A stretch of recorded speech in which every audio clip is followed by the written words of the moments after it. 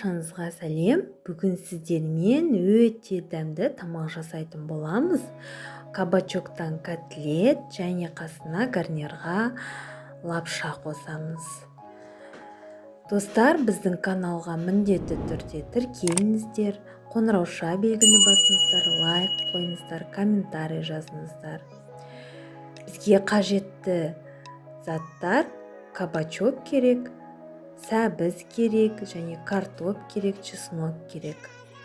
Видеода көріп тұрғандарыңыздай кабачокты осылай теркадан өткіземіз. Міне, біз теркадан өткізіп дайындап алдық. Енді картошкамызды теркадан өткіземіз жақсылап отырып. Міндетті түрде рецепті астына қалдыратын боламын. Сол бойынша сіздер де жасап көріңіздер. Сәбізді де дәл осылай теркадан өткізіп жатырмын.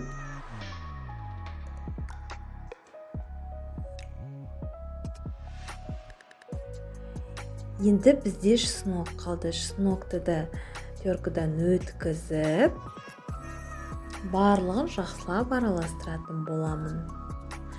Жеуге өте жеңіл, жақсы шығатын котлет.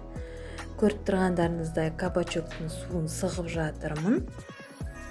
Өйткені бұл бізде сулы болады.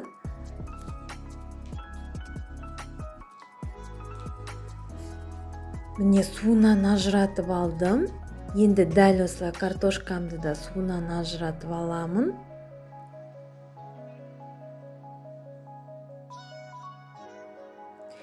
Міне, екеуін де суынан ажыратып алғаннан кейін барлығын бір ыдысқа салып, дәміне қарай тұз саламын. Сосын 2 қасық маннидің ұнтағын саламын.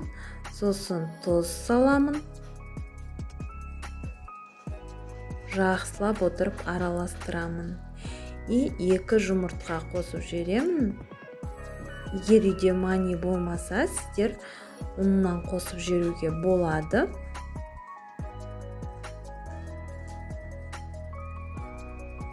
Барлығын жақсылап араластырып алдым.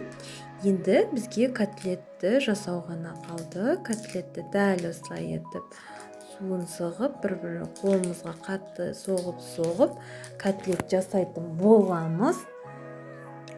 Міне, дайын болған котлетімізді қызып жатқан майға салып қуыратын боламыз, 2 жағын қызартып.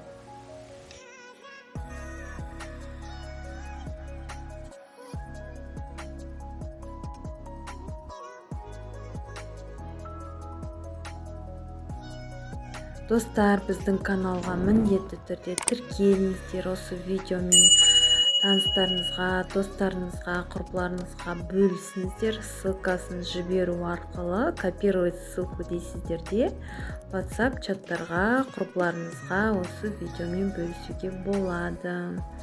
Міне, біздің котлеттеріміз қуырылып болды. Өте дәмді, әдемі шығады. Енді қасына біз гарнирға лапша жасайтын боламыз.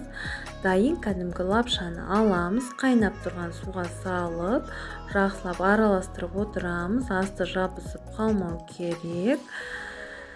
Сосын міне, аздаған томат қосып, үстіне бұрыш қосып, тұз қосып, дәмін келтіріп, дәл осылай етіп жасап аламыз. Міне, біздің дайын болған тамағымызды тарелкаға салып, дәл осылай үйдегілерге ұсынуға болады. Өте жеңіл тамақтың түрі және тез арада жасалады. Ас болсын.